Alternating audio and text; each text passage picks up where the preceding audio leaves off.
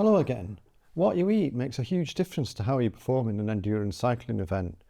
So up to maybe like one day or 12 hours, 10 hours, you can fuel quite effectively using gels and bars and also drink powder that you can put in your water bottles. And you can also, because you can get sachets, you can carry sachets. If you need to top up your water, you can add more powder, which is a good form of energy, and it's easily digestible.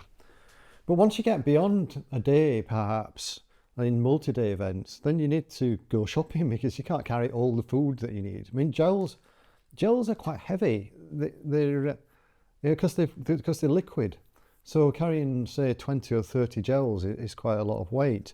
And I mean, bars are lighter, and therefore they might be a bit more feasible. So if you've got to go shopping, then you're potentially wasting a lot of time in the shops, and you have to actually find the right, enough calories to keep fueled.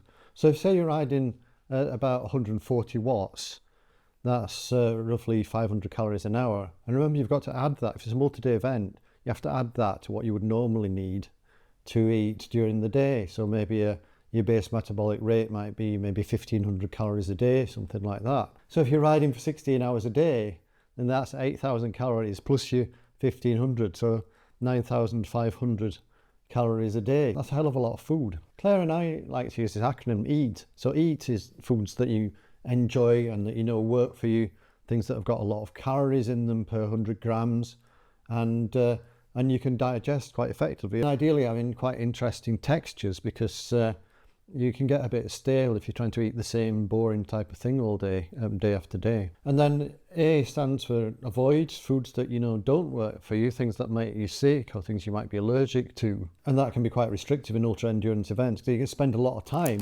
okay, these are apricots, so it's pretty obvious, but you could spend a lot of time reading the ingredients and checking whether they've got things in that you might be allergic to. So having a set of foods that are in the E category that you like to eat, that work well for you, and that you can dive into a shop or a supermarket and they're readily available in the area that your event is, it makes a huge difference to the amount of time you spend or waste in resupply. And then T is tolerate. So it's foods that you can tolerate, foods that can work for you, but you don't really enjoy eating them, or they're not perfect for you. But if you need some sort of standby food, then these are the sort of things that you can manage and might get you out of a sticky situation. You'll notice that I did a couple of things. I just realised like bananas are quite good, and also one thing we found is that these are vegan sausages, but these sort of sausages are pretty good. And some people that I work with use sausage rolls or meat pies and things like that. So pies and baked goods are pretty good as well. Say you've got an event in France, I know a few of you are doing race across France,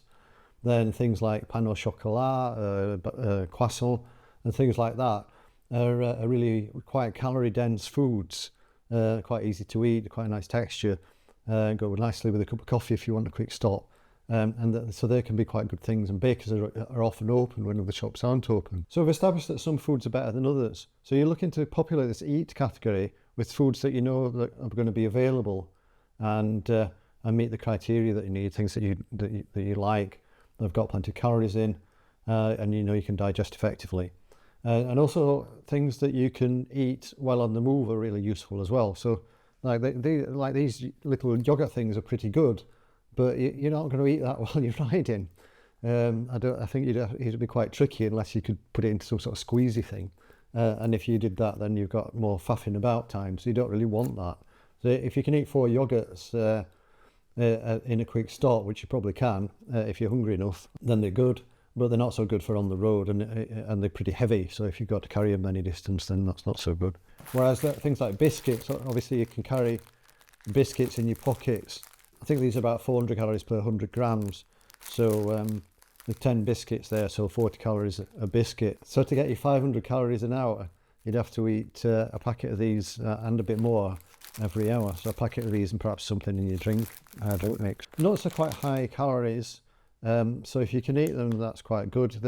These are also salty, so that's quite useful, and they're fried, so they're pretty effective.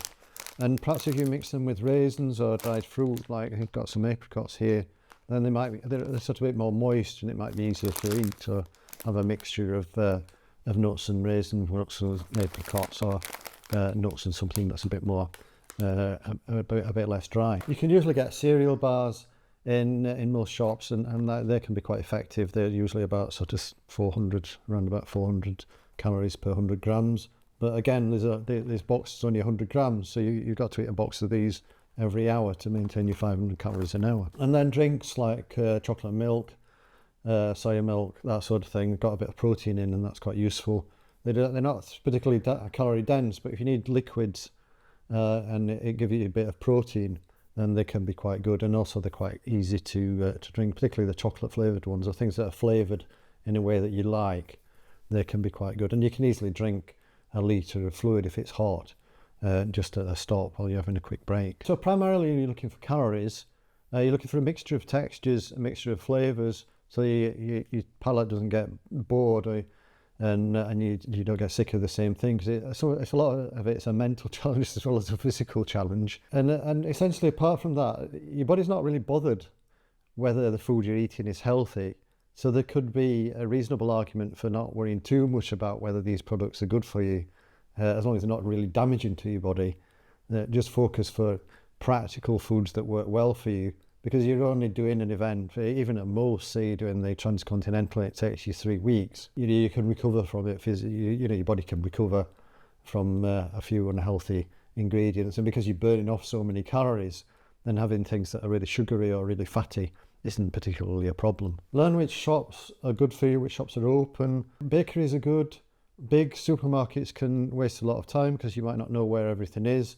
So if you stick with a certain chain, they're often laid out in a similar way, like Lidl's are often laid out in the same way. So if you get used to the layout, then you can go quickly to the other foods, your e-foods, your eat foods. Small supermarkets are really good because they're also often laid out in the same way.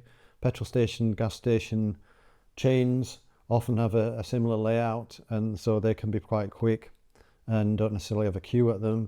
The problem with some of the local shops is that they often have a queue because people like to chat, but I mean, you might like to have a chat, and if you've been sat inside your own head for 12 hours or something, then having to talk to somebody might be quite a useful break and a bit of a boost. As a bit of an aside, something that I did coach for the Transcontinental race, Transatlantic Way race, and a number of other races, she was quite a talker. And although she did get quite depressed at times, she sort of suffered from depression and low moods.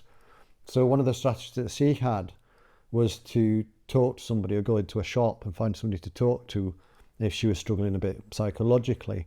And that gave her that mental boost. Whereas for some of the others of you, like me, for instance, the last thing I want to do is talk to somebody because I'm sort of quite a shy and introverted type person.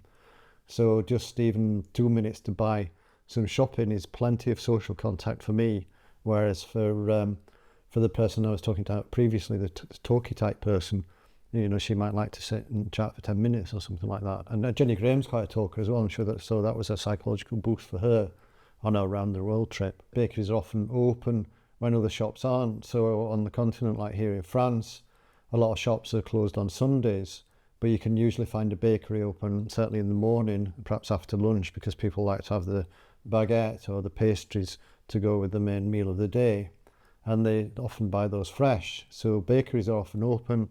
They've got a good carbohydrate source. They often, if you pick like fried, they often have fried foods, maybe donuts, things like that, pies or whatever. Then they can be quite calorie dense, quite easy to eat, and also available when other things aren't available. Even though gels and bars might not be practical to carry for your whole energy supply, it's worth carrying a few. It's worth carrying this powder. I mean, this is high carb powder, but you can get normal carb powder like 30 grams per 500 ml. So this will give you 90 grams of carbohydrate, so that's like 360 calories. So that's a pretty calorie dense and not very heavy package of food for you, and it only weighs 90 grams. So you could actually carry quite a lot of these. Caffeine gels are also really good and worth carrying. Obviously you could go and have a cup of coffee, but if you're feeling really down and you're in the wilderness, a caffeine gel can give an amazing boost if you're tired. It doesn't work for everybody, but most people that I've talked to having a caffeine boost when you're really tired. Caffeine and sugar, they work really well. Claire likes the cola ones. I like the espresso ones. I think they now do a berry one. So, and they'll be, just have a look and see what works for you. Remember about where you are as well. If you say you're doing an event in really cold conditions, energy bars can get really hard and difficult to eat. If you're in really hot conditions, chocolate's going to melt. So you might have a sticky mess in your pocket if you buy a bar of chocolate. It's quite calorie dense, but if it's really hot, and remember it's against your skin, it's going to melt, and therefore it's going to be fairly impractical to use.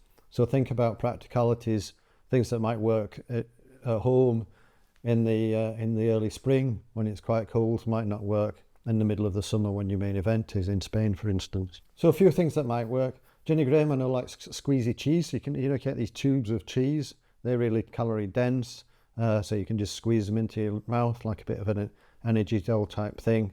You can spread it on bread, you can put it on biscuits, all sorts of things to make it a bit more interesting. It's quite high calorie. Cakes and pastries are really good, also from bakeries which are often open, remember that. Biscuits and cookies can be really good. They're easy to carry, they won't melt, and they don't go super hard, so you can always rely on them, and you can find them in most places. You can put a packet of chips, fries, we call them chips in England, I don't know, in the US you call them fries, or in your bar bag, on your top tube bag. That's a good place to just dump stuff in, and then you can eat that while you're on the go. Because basically anything you can eat while you're moving is better than something you have to stop and eat. If you have to stop and eat it, you're wasting time because you never get that time back. We did a video on how it's much better to be moving slowly than it is to stop completely. Unless of course you're going to be in danger. If your skill level isn't adequate to perform a certain task while you're moving, then don't try and perform it, just stop, because it's only going to be a few minutes.